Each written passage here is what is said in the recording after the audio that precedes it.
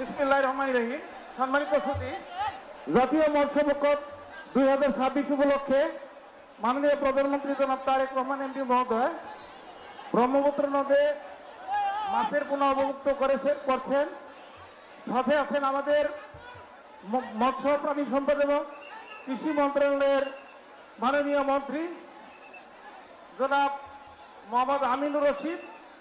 সাথে আছেন মৎস্য প্রাণী সম্পদ মন্ত্রণালয়ের মাননীয় প্রধানমন্ত্রী জনাব সুলতান সালাউদ্দিন টুকু এমপি, বস্ত্র পাট মন্ত্রণালয়ের মাননীয় প্রতিমন্ত্রী জনাব মোহাম্মদ শরীফুল আলম এমপি, আমাদের কিশোরগঞ্জের বিভিন্ন সংসদীয় আসনের মাননীয় সংসদ সদস্যবৃন্দ, উপস্থিত আছেন জেলা প্রশাসনের বিভিন্ন পর্যায়ের কর্মকর্তাবৃন্দ, সরকারি বিভিন্ন দপ্তরের কর্মকর্তা বৃন্দ এবং আমাদের কিশোরগঞ্জের বিভিন্ন মৎস্যচাষী এবং মৎস্যজীবীবৃন্দ, আসসালামু আলাইকুম।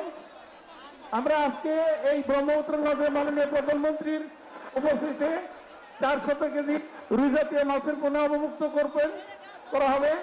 এরপরে আমরা 4টি উপজেলা থেকে নির্বাচিত 10 জন মৎস্য চাষীকে রুই জাতীয় মাছের বিতরণ করা হবে।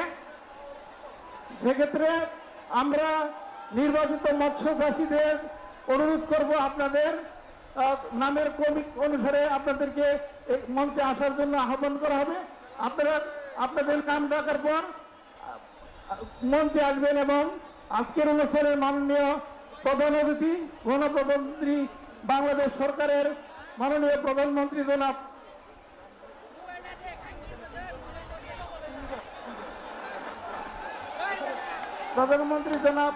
তারেক রহমান এমপি মহোদয়ের কাছ থেকে আপনারা মাছের পোনা গ্রহণ করবেন। আমরা এইবারে জাতীয় মৎস্য পক্ষের স্লোগান নির্ধারণ করা হয়েছে, রূপালী মৎস্যে স্বনির্ভর দেশ, সবার আগে বাংলাদেশ। রূপালী মৎস্যে স্বনির্ভর দেশ, সবার আগে বাংলাদেশ। আমরা চাই যে আমরা এই স্লোগানকে বুকে ধারণ করে আমরা আরো সামনে এগিয়ে যেতে চাই। সম্মানিত উপস্থিতি, আমরা অত্যন্ত আনন্দিত। এই প্রথম বাংলাদেশের ইতিহাসে আমাদের এই জাতীয়